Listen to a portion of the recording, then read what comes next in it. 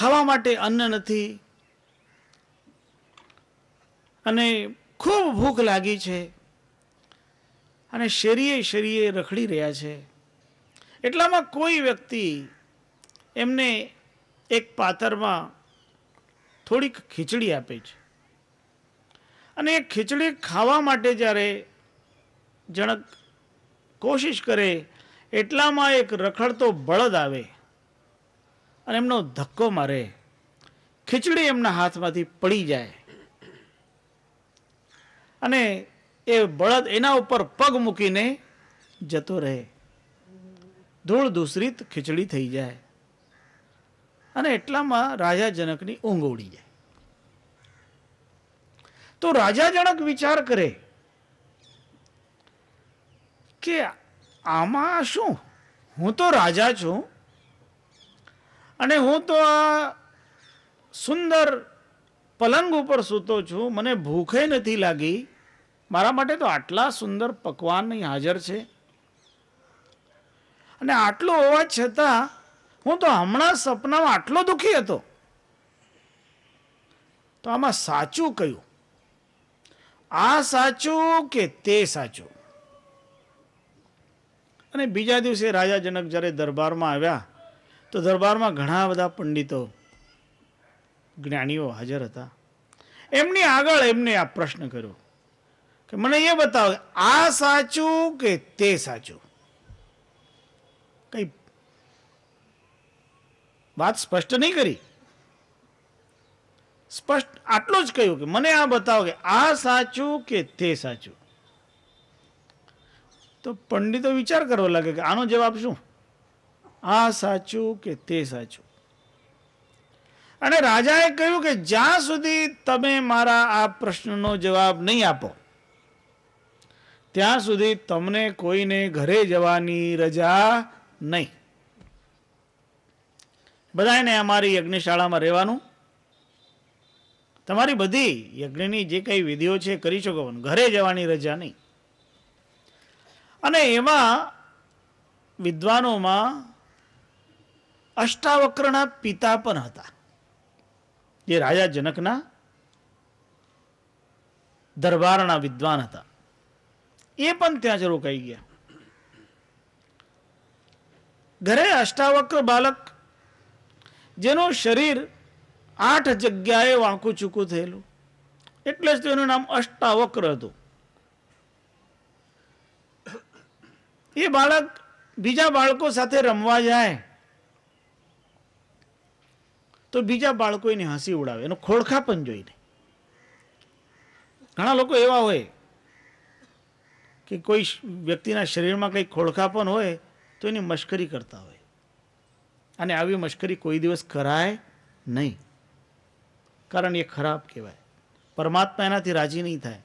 કદાચ પરમાત્મા બીજી વખત આવું બનાવી દે, જે મશ્કરી કરતા હોય ને એનું જીવન એવું બની શકે. એટલે કોઈ દિવસ પણ કોઈના ખોળખાપનની મશ્કરી કરાય નહીં.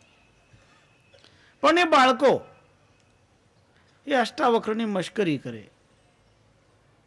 અને અષ્ટાવક્ર બાળકો સાથે રમવા જાય તો દુઃખી થાય.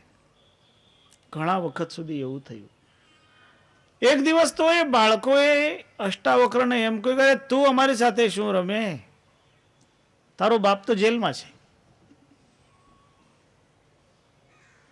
અષ્ટાવક્ર ઘરે આવીને માતાને પૂછે કે માતાશ્રી, મારા પિતાશ્રી જેલમાં છે એમ કહેવાય છે, આપ મને સાચું બતાવો.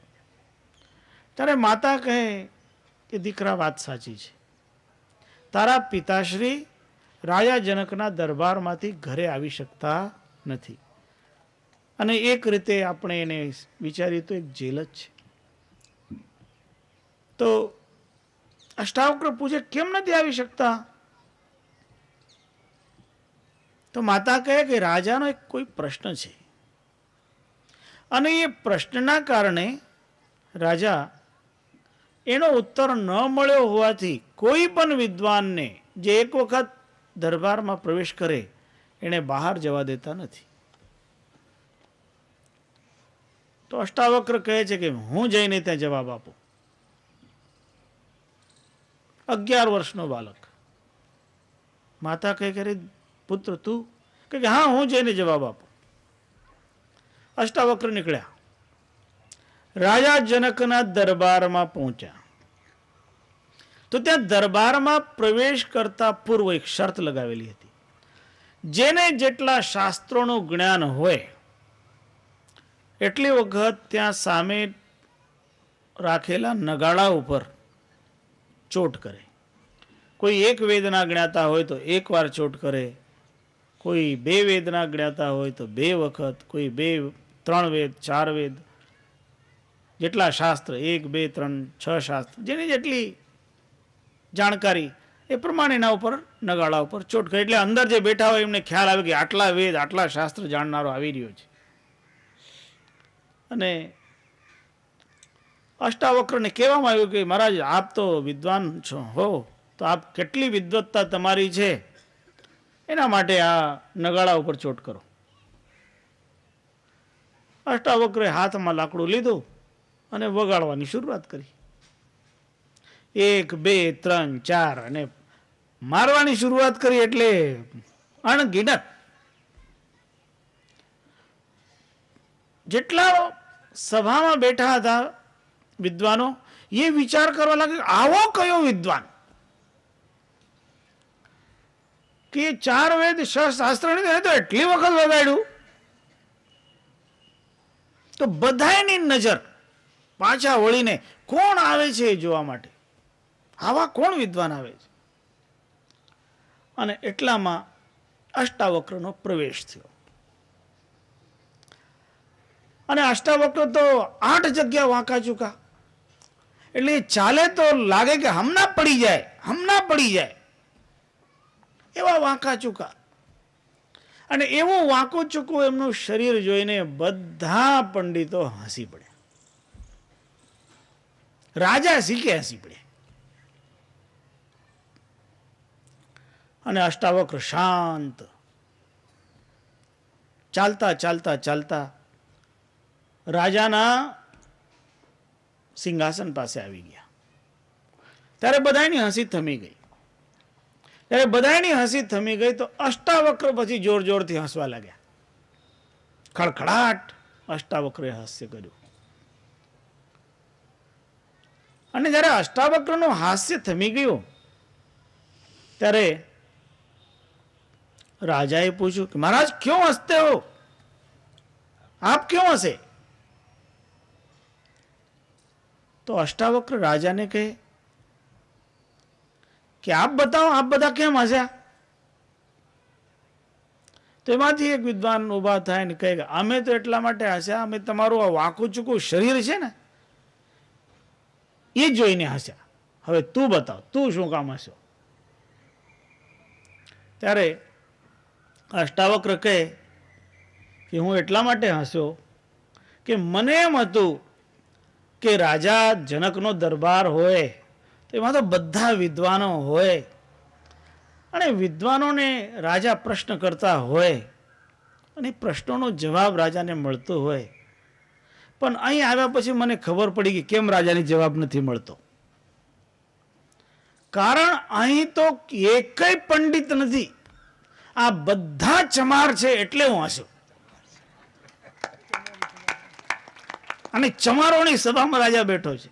હવે બધા પંડિતો તો એકદમ આગ બબૂલા થઈ ગયા. ઓહો, हमने બધાની ચમાર किया કે હમ कैसे ચમાર હૈ? ત્યારે અષ્ટાવક્ર કહે છે કે જો જેને હાડકા અને ચામડાની જ પરખ કરતા આવડતું હોય એને શું કહેવાય? જે હાડકા ને ચામડા જ જોતો હોય. તમે મારા હાડકા ને ચામડા જોઈને હસ્યા, તમે મારા અંતરનું સૌંદર્ય નહીં જોયું. અને જે અંતરનું સૌંદર્ય જુએ એ પંડિત છે. જે હાડકા ચામડા જુએ એ ચમાર છે. એટલે યાદ રાખજો, કોઈનો ખોળખા પણ જોઈને એટલા માટે નહીં હસવાનું. એના અંતરનું સૌંદર્ય જોવામાં. એટલે તો આપણે ત્યાં વ્યવસ્થા બનાવી છે. કોઈ માણસ અંધ હોય ને તો એને આંધળો કોઈ દિવસ કહેવામાં આવતું નથી. કે કોઈ કહે એ આંધળા, આંખ વાળાને આંધળા કહેવાય કે આંધેરો. પણ જેની આંખો ન હોય ને એને તો વંદન કર્યું કે સુરદાસજી, એને સુરદાસજી કહેવામાં આવે. કોઈની ખોળખાપણને કોઈ દિવસ ઉજાગર કરવાનું હોતું નથી. અને પછી અષ્ટાવક્રનો આવો જવાબ સાંભળીને રાજા જનકને થઈ કે હા, આ કોઈ છે વિભૂતિ. અને રાજા જનક પછી પ્રશ્ન કરે છે કે મહારાજ, હવે મને એમ લાગશે કે આપના દ્વારા મારા પ્રશ્નનો જવાબ મળશે. આપ મને જરા જવાબ આપો કે આ સાચું કે તે સાચું. ત્યારે અષ્ટાવક્ર કહે છે, તું મને ગુરુ બનીને પૂછે છે કે ચેલો બનીને? આ બે પ્રકારના પૂછવા વાળા હોય. એક પૂછવા વાળો ગુરુ બનીને પૂછતો હોય, કારણ વિદ્યાર્થીઓની પરીક્ષા થતી હોય ને, તો વિદ્યાર્થીઓની પરીક્ષા લેનારો તો ગુરુ હોય. તો કે આપ કેમ કહી રહ્યા છો મને આ ગુરુ બનીને પૂછે છે? હું તો શિષ્ય બનીને પૂછું છું. ત્યારે અષ્ટાવક્ર કહે, શિષ્ય બનીને પૂછતો હોય તો ઉપર નહીં બેસે. શિષ્ય બનીને પૂછે તો ગુરુથી ઉપર બેસે. તત્કાલ રાજા જનક નીચે ઉતર્યા, અષ્ટાવક્રના ચરણમાં પડ્યા. અને પછી અષ્ટાવક્રજીએ ઉપદેશ આપ્યો, અને એ ઉપદેશ અષ્ટાવક્ર ગીતા, મહાગીતાના નામથી ઓળખાય છે.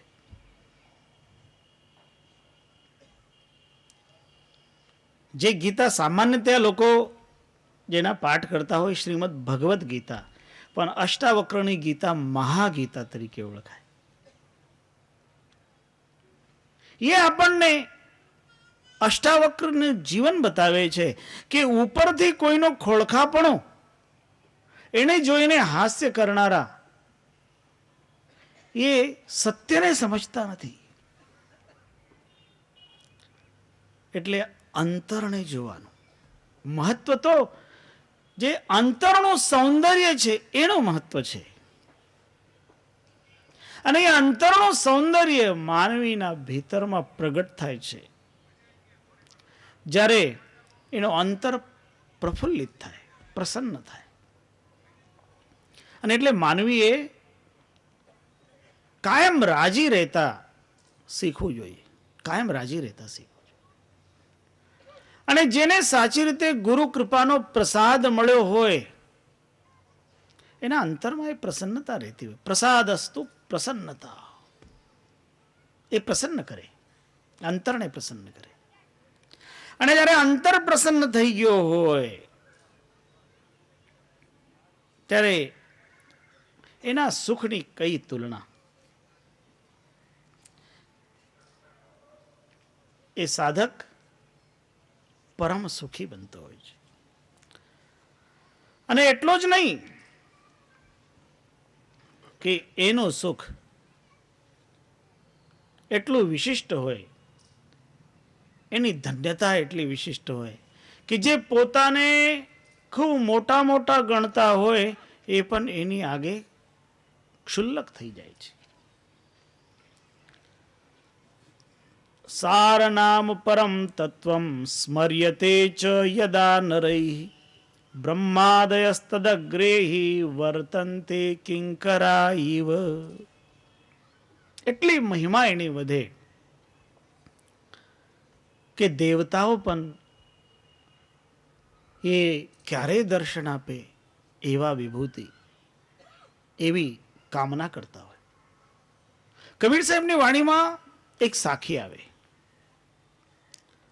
બાલાપન સે હરિ ભજે જગ સે રહે ઉદાસ, તીરથ હું આશા કરે કબ આવે વહ દાસ. લોકો તીર્થમાં જતા હોય, તીર્થમાં એટલા માટે જતા હોય કે આપણે તીર્થમાં સ્નાન કરીએ ને આપણા પાપ દૂર થાય. તો એ તીર્થમાં સ્નાન કરીને બધા પાપ દૂર કરવાની કોશિશ કરતા ત્યાં અનેક તીર્થોમાં જતા હોય તો એ પાપ તીર્થોમાં ભેગું થઈ જાય. તો હવે એ તીર્થો એ પાપને ક્યાં ધુએ?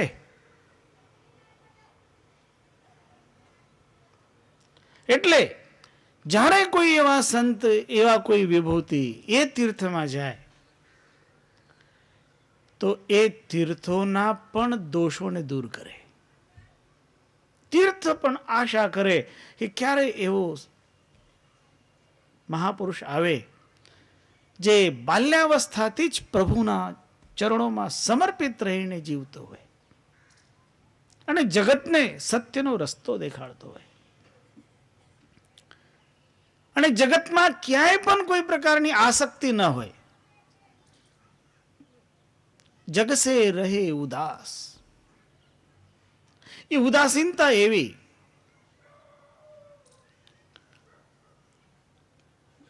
આપણા દેશમાં એક મહાત્મા થયા, સ્વામી રામતીર્થ. એમને એક ગ્રંથ લખ્યો છે, એનું નામ છે રામ વર્ષા. બહુ સુંદર.